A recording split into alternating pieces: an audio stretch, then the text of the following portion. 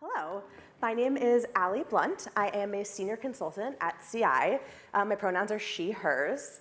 I am a white woman with long brown hair. I stand at a mighty 5 feet tall, although probably a little more with heels. And I am wearing a green floral dress.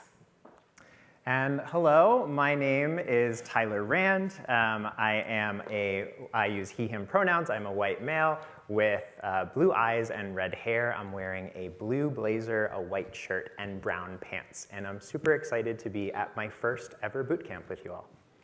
Thank you.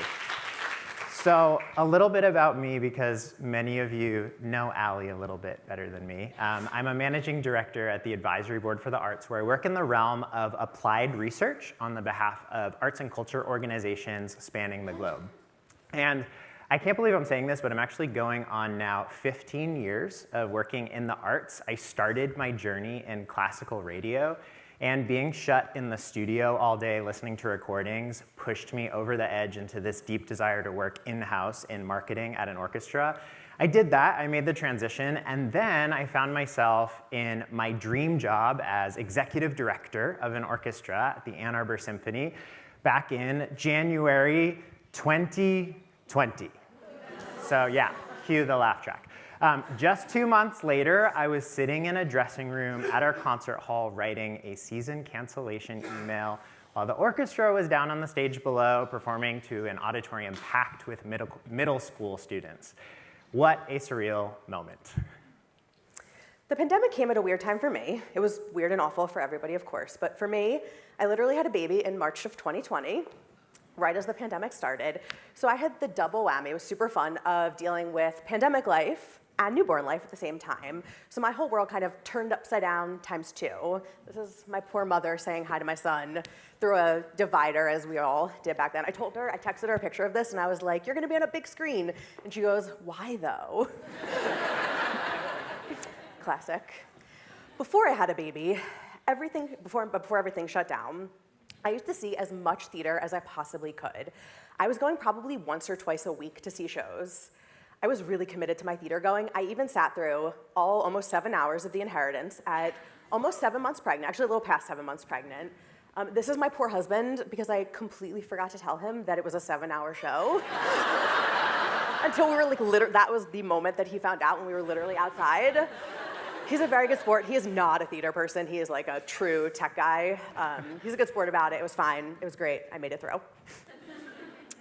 And then I saw my last show before our son was born on February 19th of 2020. And James was born on March 8th of 2020. Very cute up there. My theater going came to a complete standstill, as did everybody's, of course. And of course, I had a newborn, so I wasn't about to see shows anyway.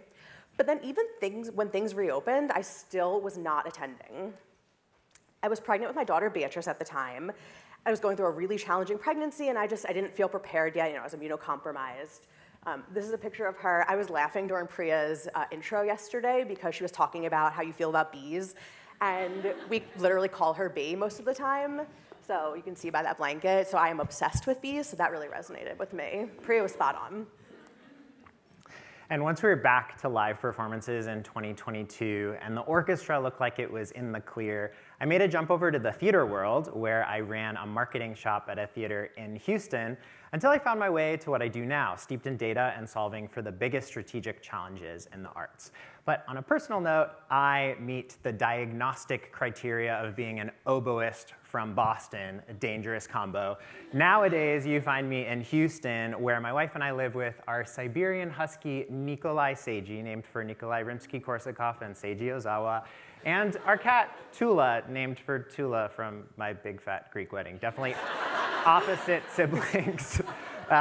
We're addicted to the art scene in Houston. We go to everything that Houston Grand Opera does. We juggle 2 museum memberships. And of course, we support the Houston Symphony at a ton of concerts. I know they're in the house today.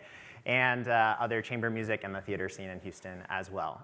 And the other thing, I am an avid runner. So if you know anything about Houston, you know that means I'm into extreme sports. As for me, I finally saw my first show again, thank goodness, in June of 2022, which was, of course, a very momentous occasion for me. Since then, I've been seeing shows about once every month or two, which honestly, for having a full-time job and 2 small children at home, feels like pretty solid. But I feel like I am exhibit A out of so many other reasons of what happened to audiences during the pandemic. People had so many major life and lifestyle changes. And while I returned, why so many people haven't. When I went 2.5 years without seeing a show, I felt like a part of me was missing. Our job is to remind people of that magic feeling of stepping foot inside of a theater or a concert hall or an exhibition. And I'm hoping that by the end of this session, you'll have some new ways to do just that. So let's dive right in. In our session today, we're going to give you a sneak peek at the very first wave of findings from a signature research study that's been in the works at the Advisory Board for the Arts for the past year. We called it Driving Attendance Post-Pandemic, Marketing Practices that Accelerate Audience Growth. It's a first-of-its-kind quantitative research initiative that aims to understand the drivers of customer loyalty to arts organizations, including marketing behaviors and resource investments associated with audience growth. So the study looked at marketing and management practices of arts organizations, specifically focused on performing art genres, but there's a lot of takeaway broadly as well. And a little bit about ABA, for those of you who might not have gotten to know us yet. We regularly conduct large-scale arts and culture field-wide research on any topic area that's relevant to the field. We also conduct smaller-scale research that's commissioned and customized to our individual member organizations.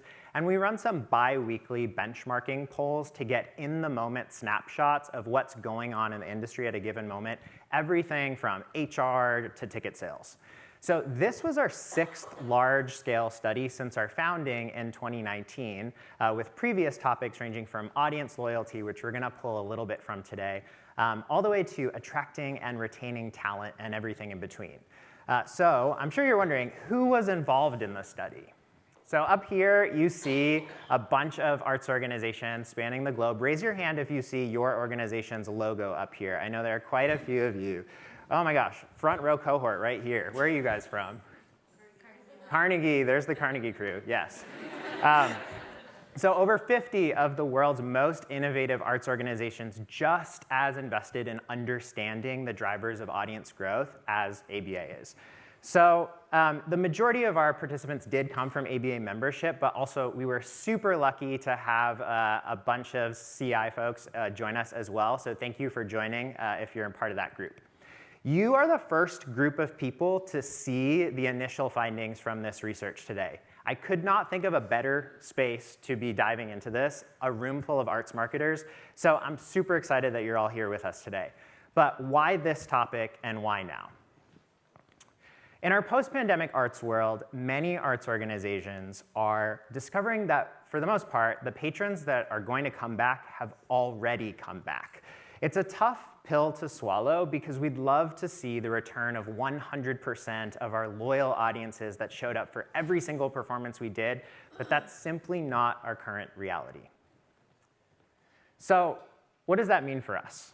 We're going to have to build new audiences and give them all the reasons to come back and tap into every resource that we have available to us to convert these new friends into loyal audiences. And at the same time, we've got to capture the interest of casual audiences and give them reasons to increase their attendance by meeting their needs. So for decades, arts organizations have faced declining attendance. Up here is longitudinal data from the National Endowment for the Arts. It's looking at change in attendance across the US population, looking at percentages of population that had engaged with a given genre in a given year. So you'll see that every single genre up here, other than Latin music, has actually seen a decline from 2002 to 2017. So this has driven organizations to search for other sources of earned income while they're still needing to make the case to their communities that they remain relevant. And so when audiences are shrinking, that can become a really hard case to make year after year. So this was up to 2017. What happened next? So another thing that ABA is hearing a lot of concern about is subscriptions in a post-pandemic world. Up here, we're looking at data from JCA Arts Marketing, who just sponsored our break, thank you, indexing subscription sales back to 2019. Subscriptions have been especially hit hard coming out of the pandemic. When you look over to the right, you're gonna see something really interesting on this chart. So you see the total packages are sort of staying the same, but revenue is actually going up from 2022 to 2023. So this is something that we're seeing across the field. We're gonna dive into this a little bit later too, but organizations have tapped into raising prices to try and make up for a loss in total subscriptions sold. So we're, again, going to look at ABA data that supports this phenomenon as well in a minute, but first, the big takeaway here is that it appears that even our most loyal audiences are not as willing to commit to a block of purchases before the season starts. So subscription erosion means not only a loss in revenue, but also delayed cash flow and very likely also a dip in contributed revenue. So furthermore, the pandemic seems to have accelerated a decade-long trend of the tendency for people to want to stay in, both among high-propensity audience members and more casual arts and culture audiences. It's very likely that extended closures only accelerated this and rewired patrons for the long term to start to pursue more activities outside of arts and culture. So attendance is down, subscriptions are down, big dark cloud, but there is definitely hope. What are the immediate solutions that organizations are tapping into? We asked, and ABA poll respondents reported a range of efforts to boost revenue in the coming year. So the most popular answer to this question was leaning more on popular programming or recognizable content. And in the number two, we're seeing more innovation in increasing the types of subscription options that are available. So we've heard from some of our member organizations talk about this, and this means creating membership models, introducing more FlexPass options, creating smaller bundles with more attractive discounting. And you'll also see something interesting up here all the way to the right. This is something that doesn't necessarily affect arts marketers directly, but our friends in artistic and production are really feeling the pressure on this too, when cutting back on production scale is also one of the tactics that organizations is leaning into. So we're not alone in feeling the pressures of this environment. So that was the situation headed right into our study, but we wanted to understand what are the actions that actually move the dial on attendance. So we asked, where are organizations with recovered audiences investing their time and money? So we're going to tackle three big questions today. And again, we're previewing initial findings. So I want to make sure that you stay tuned for much deeper analysis on this data to come from ABA researchers. But for the moment, we'll touch on number one, what is the relationship between different types of marketing spending and attendance? Number two, to what extent do investments in social media build emotional connection and drive ticket sales? And number three, does institutional branding pay off and how much is required? So right here in this final session of boot camp, I'm going to give you this sneak peek at the first wave of findings from ABA, and then Ali is going to bring them to life in real time with case studies and critical insights on how you can walk out of boot camp today with some immediate tactics that you can lean on to chart your organization's path to sustainable audience growth. So to begin, let's level set with some baseline data that came out of ABA's study. So first up, let's keep talking about subscriptions for a little bit. We saw a lot of data at the beginning of our session today modeling some audience decline. So what did the most current numbers say about our survey participants in particular? In the most recent season, we saw that the average subscription renewal rate was around 72% compared to the last full season before pandemic closures. Definitely not terrible, but it's not exactly where we want to be. And then looking at how many subscribers were actually in the house for a given performance, that number is hovering right around 30%. This also gives us a really interesting peek into who is actually in the room when we're making our art.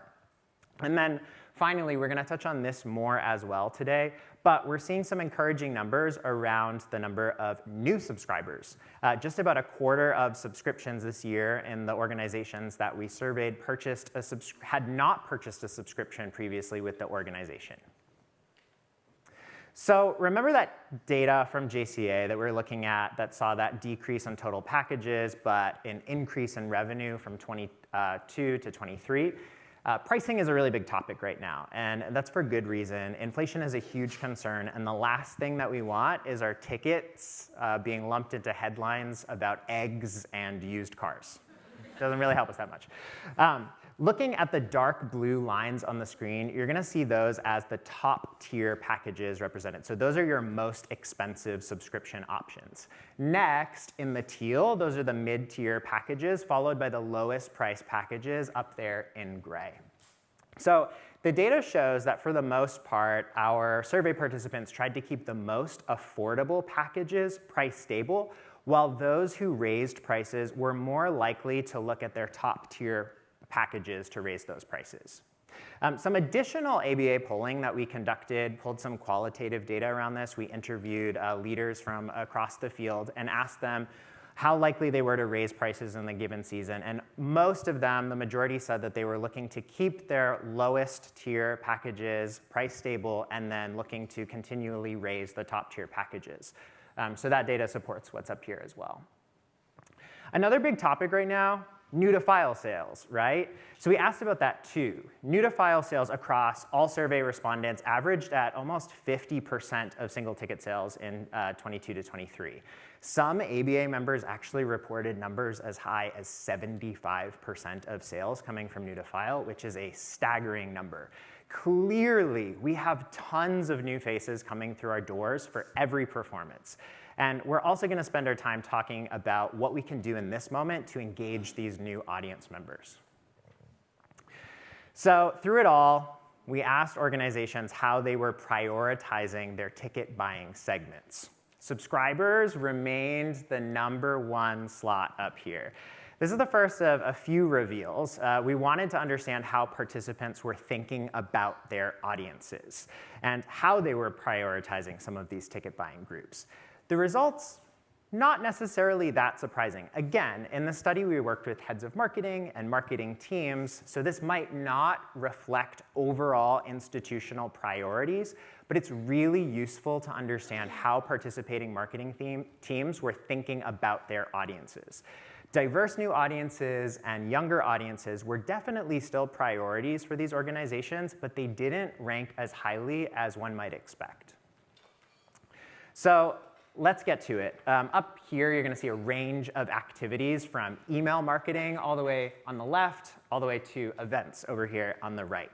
We wanted to know where marketing teams were spending their time and efforts. And the big question here was, is there a difference in time spent on various activities when looking at organizations that had surpassed their revenue baseline from 2019 and had actually grown their audiences? So when looking at the the organizations that were bringing in more ticket sales post-pandemic than in their last pre-pandemic season, a few things jumped out at us. So let's put this data in a different configuration so it's a little easier to follow. The areas where top performers were spending more time are highlighted in blue, while the rest are up here in black. So follow along with me from top to bottom. They were spending more time on email marketing, subscriber relations, and the box office, strategy, content creation, management of their team, copywriting, PR and earned media, and then supervising video and photo. This was really opening because when ABA and CI got together to discuss these initial findings, we saw some critical areas that we wanted to zero in on that kind of neatly clustered into a bulk of these tactics. But before we get to the tactics that we're recommending that you lean into today, let's summarize. In this moment, we're faced with a critical opportunity. Rebuild a loyal audience base that will fuel growth for years to come. It's clear that new audiences are out there. They're eager to see what we have to offer, and they're giving us a chance. But we have to take a look at all of the tools that we have at our disposal and identify which tactics are going to be the most effective in deepening the relationships with audiences coming through our doors. And we have to ensure that they return for more and more amazing performances. And that's where ABA's study comes in, giving us incredible insights into what's setting the top performers apart in this post-pandemic landscape. So while this is emerging data from an ongoing study, it's enough to get a conversation going about what's working and how we can replicate it. So up first, let's talk social. When designing our study, ABA was really curious about how arts organizations were thinking about social media, and specifically social media strategy about how it drives audience growth. First in this area, we looked at how often arts organizations were posting content. So while the majority of organizations we studied post multiple times a week, we saw that those orgs who posted daily were more likely to fall in the top performer category. We also were interested in sort of an overall mix of content that organizations were posting and how often they cross-posted versus creating unique content for each platform. So what we found was that organizations were, for the most part, reusing content across social media channels at the same frequency, with organizations who experienced a higher ticket sales revenue increase slightly skewed toward reusing content less or having more unique content. So note that none of the top performers fall in that category of 100% the same over there. A fifth of the other organizations did fall into that category. So as far as content creation and curation is concerned, you'll see down at the bottom of this scale that organizations are largely devoting their energy to creating specially produced content. And right behind that, we're seeing use of professional or candid photography. So in these two areas, organizations that experience that higher revenue of ticket sales post-pandemic, they edged slightly ahead in creating more original social media content and tended to focus just a little bit less on the professional or candid photography. So with some of this data in the back of our minds, let's hand it over to Ali to give us some thoughts on what we should do with this. So throughout our session, after Tyler shares some of the ABA findings, I'm going to dive into a CI recommendation with examples and case studies. You'll see this red banner on all of the slides with the recommendations, so keep an eye out for those.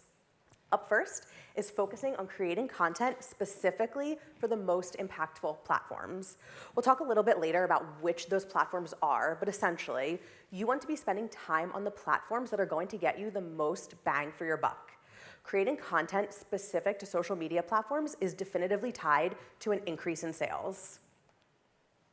So let's look at our first case study, which is Evita at the American Repertory Theater, the ART. Here we can see the Instagram story and Instagram feed versions of one post in this campaign, both of which are especially well suited for where they're going to be seen. The ART was really thoughtful about programming this vertical video. It looks great on both of these placements. If it didn't, we would have swapped in for different dimensions. And we also use different copy and different types of copy to suit each placement. So the story doesn't have any text block, because that just doesn't really work on story placements. While the Instagram feed version, we actually took out the link, since as you all know, when you click on a link in Instagram, it does nothing. So we take that out for them. This post drove a really high ROI and also a really low cost per page view. When in doubt, A/B test. A/B testing is like one of my favorite things. Here we have this gorgeous image from the set, but we weren't sure which version of it would be best suited for social media, the close-up or the at a distance, pun kind of intended for Evita. Some of you get it, if you know Evita. Don't keep your distance, it's fine. Instead of guessing, we ran both versions in an A/B test, and there was a clear winner. The close-up version had a much higher ROI, double the ROI, and a much higher page view rate. This intuitively makes sense. If you think about it, when you have the farther out version, when you shrink it down to a really small phone size, it just doesn't read as well. You kind of can't really see what's going on. So we intuitively knew this, but it was really nice to have this actual data to back up that assumption, and we could apply those findings to later social posts. If this post doesn't grab attention, I do not know what does. The ART's stated mission is to expand the boundaries of theater, and their brand tone and voice on social fit this so well. If you don't follow them, you should, because it's really cheeky and fun content that they make. Just like this post. I don't think I would run something like this on broadcast TV or in a YouTube video ad, but it works really well for social, where you can clearly establish a definitive and distinctive organizational voice. And you can see that this post resonated. It had a 1,700% ROI. So we've talked a lot about creating original and specially produced content tailored to the strongest platforms. If you want to take your content to the next level, think about making it personal. We've talked about that a lot today already. Christopher kind of talked about that. It's a lot of work to segment and personalize your content. I know that, I hear you, but it's also going to yield the best results. One trick is to use dynamic content to work for you. Uh-oh. There we go. I'm not strong enough for this. Literally, physically. So this stat comes from a McKinsey study about personalization in marketing. I'm going to reference it a lot throughout this. Even though the study was looking across all industries, keep in mind that consumers expect the same experience from us in the arts that they receive anywhere else. They don't think to themselves, oh, this is a not-for-profit arts organization. I should have some sort of different user experience. As we heard yesterday, they don't even know that you're a not-for-profit. So we are not an exception to the rule. So I will fully admit, if you couldn't tell by our intro music, that I am a very big Taylor Swift fan. I'm going to have been for a long time. This is at the 1989 tour in 2015. I am well aware that 1989 Taylor's version came out today. That is just a true coincidence. She somehow orchestrated that this was going to happen. I don't know. She's a genius. So naturally, when the Eras Tour movie premiere happened a couple weeks ago, I was very interested to see what Taylor would be wearing. And then the next day, I received this ad. There is indeed a Taylor Swift interest audience on Meta, and I feel very confident that I am a member of it. It's a gorgeous gown, so of course I wanted to click through and see the details. It's a love story, but I definitely did not say yes.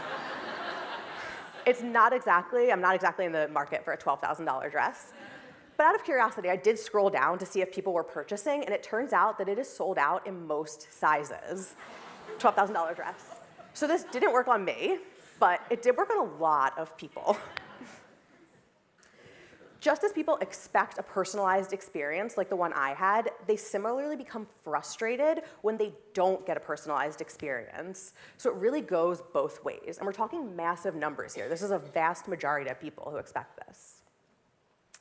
And personalization marketing has serious advantages. It can reduce customer acquisition costs by as much as 50%. And it can lift your revenue by somewhere around 10 to 15%. So here's a simple way to start trying out personalized content. Take advantage of the dynamic creative option in Meta. As you heard from Ali earlier today, you can upload different visual assets and copy variations, and then Meta can serve out different versions of this post to different users based on the data they have about you. This was for the Nutcracker at the Philadelphia Ballet, and you can see that the different pieces of copy try different messaging to best allow Meta to optimize the ad experience for each user. You can also use different visual assets. You can see here that we have a regular video. This is a slideshow post. You can see it kind of slowly going through, and then we have a still image there. There was one post that served out only to Nutcracker buyers who had already come before, and the language there was specific to them. It said, "We invite you to come and join us in the magic again." I highly encourage you to experiment with this type of segmented content, just like the Taylor Swift post being served to me, to the Taylor Swift fans, to create a more personal experience on social. This campaign is for this year's Nutcracker, so of course we don't have final results yet. But this post alone drove a 640% ROI and an incredibly low cost per page view. So you've got all this great content out there. You're using dynamic content. You're personalizing it for your audience. So how should you make key decisions around investing in your campaigns? So one data point that really jumped out at us in the study was how much more likely top performers were to make campaign investment decisions based on key metrics of engagement on those campaigns. So this is an early indicator that kind of proves a hypothesis and what others have suggested as well, that investing in marketing spend for top performing campaigns really is a winning tactic in this post-pandemic landscape. So watch out as ABA releases more data. We're going to dig a little bit deeper on this and get some more info for you as well. So while we're on the topic of social media, we wanted to use the study to understand which platforms participating organizations were using to engage with their audiences. So the top three, really no surprise at all. So number one, Instagram, number two, Facebook. Those are the go-tos, while the vast majority of organizations are also on YouTube. After that, things got interesting. What really surprised us was how many organizations are still using X. By the way, this is the 1-year anniversary of that fated day of the change to X, Really? formerly known as Twitter, and how few are on TikTok. So another thing we asked about is ranked prioritization of these platforms. So most organizations ranked their top priorities as Instagram, Facebook, YouTube, then TikTok in the number 4 slot, with X actually in the bottom 3 for 78% of organizations. So TikTok was high-ish on the priorities list, but low on activity, and X was low on priorities, but higher than TikTok on activity. We should probably have a family meeting about this, right, Ali? It's probably my favorite piece of data. Let's get this sorted out. We all know that we should be prioritizing certain platforms, so let's actually prioritize those platforms. And it starts with us having a conversation about Twitter/X. I'm going to try really hard to call it X, but I don't like it, so we'll see how it goes. If we're being honest. So we can all agree on Facebook and Instagram, and YouTube isn't used or regarded in the same way as other social media, so we're going to kind of set those three aside for a quick sec. If you look all the way over, below even Snapchat, you'll see that X is near the bottom in terms of monthly active users worldwide. So its numbers pale in comparison to some of the other giants. Recent data published by Impact's Experience studied conversions by social media platform. This chart is showing index values. You saw something like this a lot yesterday when Colleen was speaking. So you're looking at proportionality around a mean of 100. Instagram is unsurprisingly the most important, but right under it is TikTok. And you can see that X comes way down lower in the ranking. And this is for driving conversions. When segmented for different age brackets, this data really holds true. So as we would expect for Facebook, it really is a little bit more strong for ages 55 plus, and TikTok is more important for ages 18 to 34. But otherwise, it really holds up with what you're seeing here. These results feel especially noteworthy for TikTok. I think it's one of the first definitive pieces we've seen about just how much it can drive conversions. It's clearly not just for the younger generation. So this comes from our Performing Arts Ticket Buyer Media Usage Study, which is admittedly a couple years old at this point. But frankly, I think that if we were to update these results right now, they would prove even more compelling, given how X has been on the decline recently. And it's not just our industry. More than half of X's top 1,000 advertisers were no longer spending on the platform as of earlier this year. Elon Musk himself has said that ad revenue has plunged by at least 50%, and the company is losing daily active users at shocking rates. We have serious concerns about, it's inevitable. We have serious concerns about the presence of misleading. I say all the pictures. Take this back to your marketing directors, your board, whatever. Show this to your boards. We have serious concerns about the presence of misleading and toxic content on the platform. Throughout CI's history, we've actually never recommended that arts marketers spend a lot of time and energy on X, and that is certainly truer now than ever before. So now you might be thinking to yourself, great, if I stop using X, if I'm one of those organizations that Tyler mentioned, stop using it, or if you just happen to magically find yourself with free time, as all of us so commonly do, what should I spend that time on? Can you all guess? TikTok. Spend it on TikTok. We've heard a lot over the last few days about why TikTok is important, so I'm not going to dwell on that platform too much. But I did just want to kind of reiterate two things. One is that TikTok has 1 billion active users worldwide and growing. You can see that it comes right behind the big three of Facebook, YouTube, and Instagram. And also, as you remember from yesterday, TikTok estimates that users watch a movie's length of time on their platform each day. So we're talking about a very highly active, massive user base. So I'm not necessarily saying that all of you should run back to your desks on Monday and immediately dive in and just go all in on TikTok, although if you have the bandwidth and you want to, by all means, love that for you. But what I am saying is that, especially if you're an organization that is devoting a good amount of time to X, that you should take that energy and devote it elsewhere, and TikTok is a great place to do that. So aside from social media, the arts organizations we studied also had a lot to say about email. And going back to understanding how top performing arts organizations were spending their time, it turned out that email was one of the categories that set the top performers apart. So remember, organizations with higher ticket sales revenue were dedicating more time to email marketing. So ABA used the study to take a look at one of the biggest questions that many of you are grappling with, and that is, how often should you segment and personalize email content? So first, we asked participants how many segments they were currently working with, and over half were working with 6 or more segments. An incredible 9% were using 51 or more, and I really want to get into one of your email platforms to understand what that looks like, because I am fascinated. If you're here, like, email us. We've talked about this a lot. I really want to know. Like, I'm not lying. Personalization, on the other hand, was popular to varying degrees. Only 28% of respondents considered that their emails were very segmented or essentially personalized. So the big takeaway here is, yes, segmenting is pretty widespread, but organizations are not personalizing the content that people receive in their inboxes. Ali? My girl Taylor, always finding the best way to articulate things.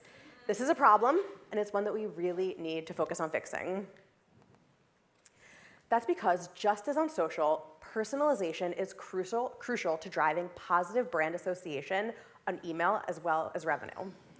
Emails that use personalization see up to 5.7 times more revenue.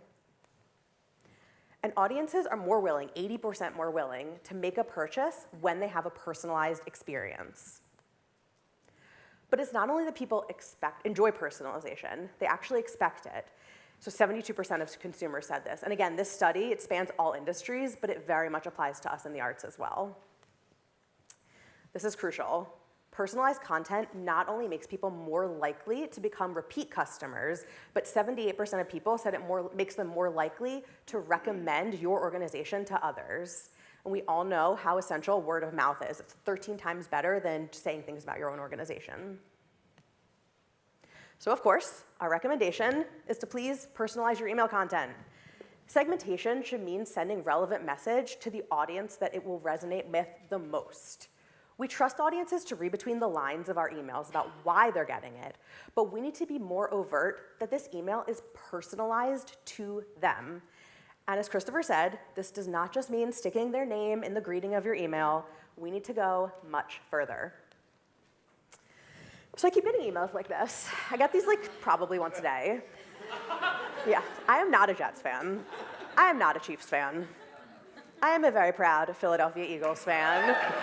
Ooh, lots of Philly in the house. Hello. I think I'm legally obligated to say that as a native Philadelphian. So here you go. Go Birds.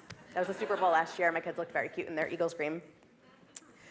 Although, for being honest, I'm a little bit of a Chiefs fan now that T-Swift is there all the time. But seriously, I don't actually care about either of these teams. I will never purchase a ticket to see them unless they are playing the Eagles, certainly not when they are playing each other. Now, SeatGeek has a few data points about me. They, of course, have my billing address, so they know where I live. And they know that I have bought 2 things through them. I bought tickets to the recent Broadway production of Into the Woods, and I bought tickets to the upcoming Broadway production of Cabaret a couple days ago. I was on that presale. So why did I get this email? What about me, in terms of what SeatGeek knows about me, screams Jets versus Chiefs purchaser? What I really want to be hearing about are the theater offerings that they sell, and when they do make it to my inbox, they really get lost in a sea of other SeatGeek emails. While I might not be a Jets fan or a Chiefs fan, I am very much a Marvel movies fan. Fandango knows one thing about me for sure, and that is that I will buy tickets to every single Marvel movie to see it in theaters. So this email that I got a couple days ago was very welcome, especially since I definitely cannot keep track of the Marvel release calendar. Who could? And I had no idea that the Marvels was coming out so soon. I forwarded this to my husband, and I was like, let's find a babysitter, let's book tickets and go. So this email actually did lead to a purchase. The McKinsey study that I've been referencing asked consumers what they want from brand interactions. And one response that came up a lot was remind me of things that I want to know but might not be keeping track of. Your audience, from casual attendees all the way up to loyal fans, they lead very busy lives, and you need to make sure that you are letting them know about the programming that most interests them. Even if you think to yourself, my loyal fans, they definitely know what I'm doing, I can assure you they do not. The McKinsey study also asked consumers about what type of personalization is most important to them. Outside of an easy-to-navigate purchase experience, which is really the dream for all of us in the arts, the next most important personalization action was give me relevant product and service recommendations. 67% of respondents ranked that as top importance, followed very closely at 66% with tailored messaging to my needs. This is what we need to be thinking about when we think about segmenting email content. So next up is an area that can sometimes seem kind of vast, nebulous, and honestly the hardest to justify allocating your limited budget toward: institutional branding. So when we talk about institutional branding, it's often brought up in this binary opposite of program marketing. And it's clear based on the responses that we received from the study that program marketing far outpaces spend on institutional branding. So when looking at all survey participants, we realized that the average of spend of total marketing budget on programming was around 85%, with non-programming, think institutional branding, concessions, education, came in at 15%. But here's the thing. Even when you're allocating the vast majority of your budget to programming, it's still an incredible opportunity to build and reinforce your brand to drive audience connection. So let's dig in a little bit deeper here. Even though only an average of 15% of marketing spend was allocated to what we might lump into institutional branding, we wanted to know where these organizations were focusing their institutional branding efforts. So we asked, when you spend money on institutional branding, what is the distribution of media that you spend it on? So averaged out, a little bit over half were using digital media, including their website. And then in the number 2 slot, just slightly under half averaged out were using social media. Still, a little bit less than half. So when we think about institutional branding, it's important to think about how it supports the overall marketing priorities that an organization is focused on. Unsurprisingly, the bottom line, or total revenue, came out to be the top priority for marketing teams in 2023. There are goals to hit, after all. After that, organizations were more likely to focus on average percentage of house filled as a key metric and to look at audience growth more holistically across all segments. Audience retention was, again, a little bit lower on the priority list than we expected, with 55% of respondents actually ranking it in the bottom half of their priority list. Only 3.7% ranked it as their top priority. So that brings us to a really interesting and important question.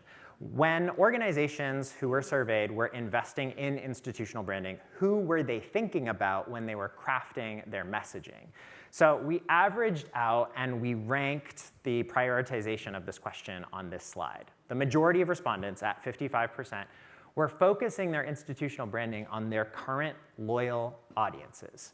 Again, following the theme of relatively low prioritization of audience retention and department goals, current casual or occasional audiences also ranked in the bottom half of priority for the majority of respondents. They were in the bottom half for 67% of the respondents.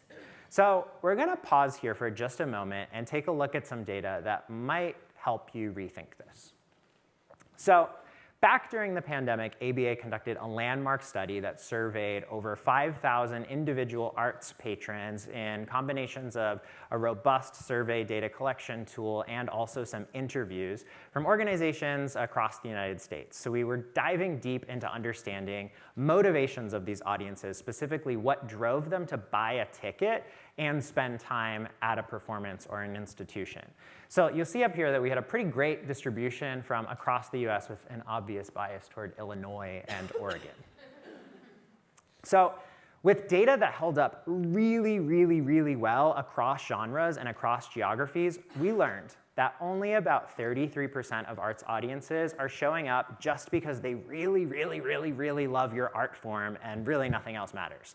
But the other 67% were showing up for the arts and something else. The art alone was not enough to get them through the door to buy a ticket. So this is really important as it's giving us big implications on how we think about the audiences that we're connecting with. So why spend time understanding this? Because when we understand what's driving people to our box offices, we can tap into those motivations to better retain them. And why are we worried about retention? Because new-to-file sales are off the charts, and we've got a whole new cohort of audiences that are curious about the art that we're creating. They're willing to buy a ticket and spend a few hours with us. With previous audiences taking so much longer to come back to our performances, we've got to invest in retention. And the good news, it's working. So we asked about retention in a benchmark poll that we recently conducted, and we wanted to know, are your retention tactics working for new-to-file ticket buyers? It was kind of encouraging because only 24% said no. It really does suggest that the tactics that we're using right now to retain these new-to-file ticket buyers are working. So then we asked, what tactics are you using specifically to retain these new-to-file? So the clear top tactic that people are using are return ticket discounts. These are the ones that are ranking at 59% of respondents seeing as a clear successful tactic that they're using. And then right behind that, some first-time discounts on subs. So thinking about all this, can you sum up? Sure can. Even though audience retention ranks lower on respondents' priority lists, it is essential for the health of all organizations. When someone raises their hand and says that they are interested in our programming, it is a necessity to cultivate that relationship. It's going to cost us a lot of money in the long run if we don't. In fact, we can quantify how much. I have this stat burned into my brain from the number of times that I've said it on my client calls. It is 6 to 7 times more costly to acquire a new customer than to retain an existing one. We simply cannot afford to lose existing customers, so we really need to invest in them. And how do we do that? One tactic is to use both institutional and program-based marketing and tailor our messages within both of those. Program-based marketing, let's think of it as the short game, and let's think of institutional marketing as the long game. So let's talk a little about institutional marketing. When we think about our institutional marketing, we need to be tailoring our content to the different groups that we're speaking to so we can grow them from strangers to friends to customers to brand champions. We can't just be focusing on our most loyal fans, as so many of the survey respondents did. We need to be reaching out to occasional attendees as well. So how can we do that?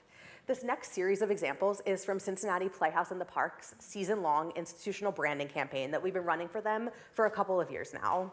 We swap out content as it comes in, so sometimes that looks like an interesting article that recently came out in local news media. Sometimes it's an interesting initiative that we want to highlight. And sometimes they just make something like an evergreen B-roll video and push that out. This is perfect for audiences who aren't as familiar with the Playhouse, and I especially love this inclusive language that they use to welcome people. They say, "This is your Playhouse," so welcoming. And then sometimes we run something like this, which really speaks to the brand champions. This birthday post with a picture of the original theater garnered tons of engagement from people reminiscing about their personal histories with the Playhouse. And guess what? People who are occasional attendees love to see that too. What more could you want than hearing about how people have such an emotional connection to the Playhouse? Because people want to get in on that. So we talk at CI a lot about balancing your social content between what you want, aka sales messages, and what people want, aka fun and interesting content. We want to lean heavily in the direction of what audiences want, aka the fun and interesting content. This is a perfect example. This is actually a pretty old post, but it's one of my all-time favorites. I remember it like years later, so I had to include it here. This post was only served to people who had already seen the Playhouse's production of Once on This Island. It showed a behind-the-scenes look at a really seminal moment in the play when they flooded the stage. The goal here wasn't to drive ticket sales, although we certainly never complained about that, but really it was to build institutional affinity. How many people probably walked out of that show wondering how the Playhouse achieved the technical feat, and then how excited would they be if they came home and saw on their social feeds or their emails a behind-the-scenes video showing them just that? This thoughtful curation of the audience experience is what really is going to create brand champions. You can't go wrong with behind-the-scenes sneak peeks or added context like sharing some sort of article about the programming. I hope you all have blogs. This is a perfect time to use them. But what about also sending a special email to first-time ticket buyers, perhaps with a discount or not? There are so many ways to develop brand affinity. And by giving the people what they want, I promise you will get what you want. Our goal for this season-long branding campaign has never been to drive purchases, although we certainly have zero complaints when they come in. But really, we are looking to drive awareness and maybe visits to the website. And yet, we always see, you can see here, sky-high ROIs and very low cost per page view attributed to these campaigns. You can see 677% ROI on Meta, this is for last season, and a 3,000% ROI on Google paid search. So remember when we referenced 67% of arts audiences were showing up for the arts and something else? It's critical that we start to think about how we position that something else in how we depict the audience experience. So early data from the study suggests that increased focus on organizational ideals is tied to better ticket sales. It's simply not enough to focus just on marketing our art. We must show audiences who we are and what we stand for, or the overall experience of being a part of what we do. That's what the majority of audiences are seeking, to be a part of something. So one clear way to depict your ideals and the experience of being a part of your organization is through video. So we wanted to know who was using video to depict their audience experience. Unfortunately, the yeses were a little bit lower than we expected. We followed up with another question for those who had answered yes, and we wanted to know, of those that were using video, how were they getting it out? We were surprised again when only 30% were using it in a paid campaign.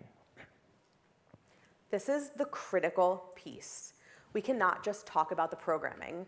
We need to talk about the community to show what it's like to be part of a collective artistic experience. This is what people were missing during the pandemic when they were stuck at home, and this is what we need to be reminding them of.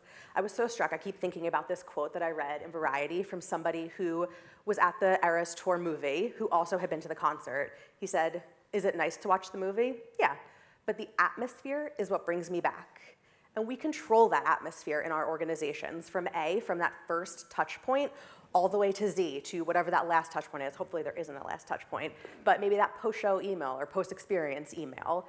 And we need to be really thoughtful about curating that experience and making sure that it is amazing for everybody who passes through our doors. And then we need to highlight that experience. If there's one thing that I hope you take away from this session, it's to go back to your organization and start thinking about how you can market the experience in addition to just the programming. And ideally, if you haven't already, how you can create a video that will capture that feeling. I love this video from Opera Philadelphia. First of all, it's gorgeous. Sitting on your couch watching Netflix will just never compare to entering a really ornate opera house in person.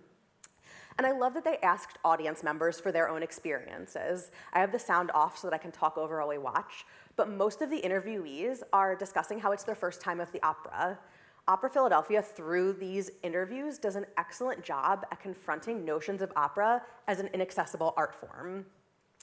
Another excellent benefit of making a video like this is that it's evergreen. You can keep using it again and again, and Opera Philadelphia actually has already done just that. This is from just one of the campaigns that they ran it in. I also want to call out this incredible engagement. It had 321 shares, which is a mind-blowing number of shares. I'm sure you all know this from your own experience. It's clear that this video really resonated with audiences. So Tyler has walked you through a ton of data, so let's summarize what we've talked about. It comes down to building loyalty and personalizing your content through the most impactful platforms. And perhaps most importantly, it's about showcasing the experience. Our job is to communicate the magic of being a part of the arts, show people what they've missed, and bring them back through our doors again. Thank you.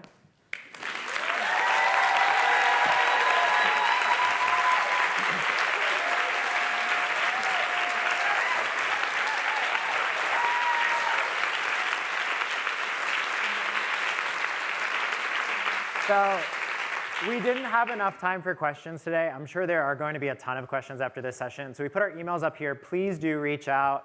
Send us a note if you want to learn more. And definitely stay connected with Advisory Board for the Arts as well. You can find us at advisoryarts.com. Sign up for our newsletter. Take our benchmark polls. We'd love to have you involved in that research as well. Thank you all so much. Thank you.